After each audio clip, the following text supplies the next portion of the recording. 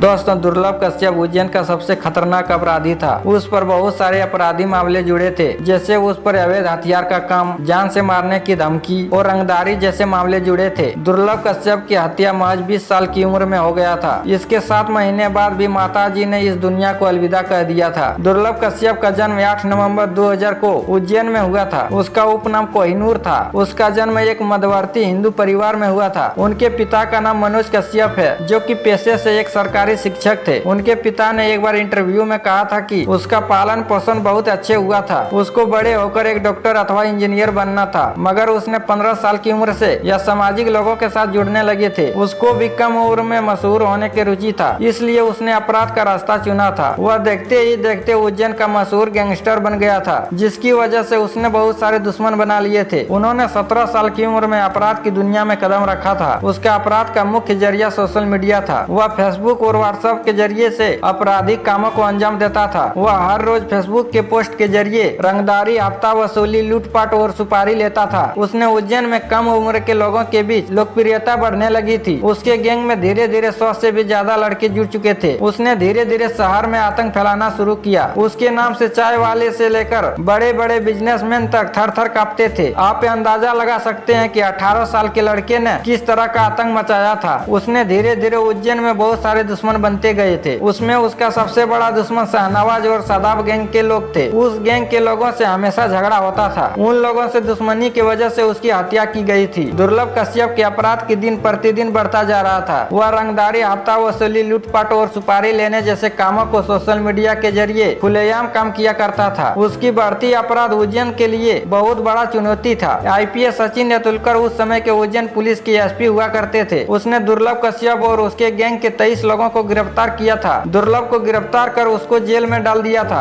IPS Sachin नेतुलकर ने एक बार फिर जेल में दुर्लभ से मुलाकात करने गए थे। उन्होंने दुर्लभ को बहुत जरूरी बात बताई थी। दुर्लभ को इस बात का गहरा असर पड़ा था। उसको अपनी जान की भी चिंता होने लगी थी, इसलिए उसने 1 साल तक जेल में रहा था। मगर उसने किसी कारण 2020 में अपनी रिहाई कराई थी, जो कि उसकी जिंदगी का आखिरी साल होने वाला था। दुर्लभ कश्यप 2020 में जेल से निकलकर उज्जैन में रहने लगा था। उन दिनों उसने अपने गैंग के लड़कों के साथ बहुत रात तक बाइक में घुमा करता था। उसने रंगदारी, हफ्ता वसूली, लूटपाट और सुपारी जैसे काम का प्लानिंग कर रहा था। इसलिए उसने हलावाड़ी के एक चाय दुकान पर जाकर वसूली के लिए धमकाने लगा था। इससे चाय दुकान के मालिक ने दूसरे दिन पुलिस में शिकायत करने गया था, मगर पुलिस वालों ने उसकी शिकायत को लेने से इनकार कर दिया था। इसलिए 6 सितंबर 2020 रात के 2 बजे अपने गैंग के साथ चाय के दुकान पर पहुंच गया था। मगर दुकान पर शाहनवाज और सादाब गैंग के लोग पहले से मौजूद थे। दुर्लभ और सादाब के बीच कहासुनी बढ़ने लगी थी। इसी बीच दुर्लभ कश्यप ने अपनी देसी कट्टे से सादाब के ऊपर फायर कर दिया था, जिसके कारण सादाब के गले में बहुत गंभीर चोट लगे थे। इसके बाद शाहनवाज और उसके गैंग के लोग दुर्लभ को चारों तरफ से घेर कर चाकू से 36 बार गोद कर उसकी हत्या कर दी गई थी। दुर्लभ की हत्या महज 20 साल की उम्र में हो गया था। इसके 7 महीने बाद उसके माताजी ने भी इस दुनिया को अलविदा कर दिया था। उस चाय के दुकान के मालिक ने भी जेल में आत्महत्या कर लिया था। तो दोस्तों, वीडियो देखने में कैसा लगा हमें कमेंट करके जरूर बताइए। बस अभी के लिए इतना ही। अगर आपको ये वीडियो देखने में अच्छा लगा तो वीडियो को लाइक कर दीजिए तथा चैनल पे नए आए हैं तो चैनल को सब्सक्राइब कर लीजिए। मिलते हैं अगले वीडियो में। धन्यवाद।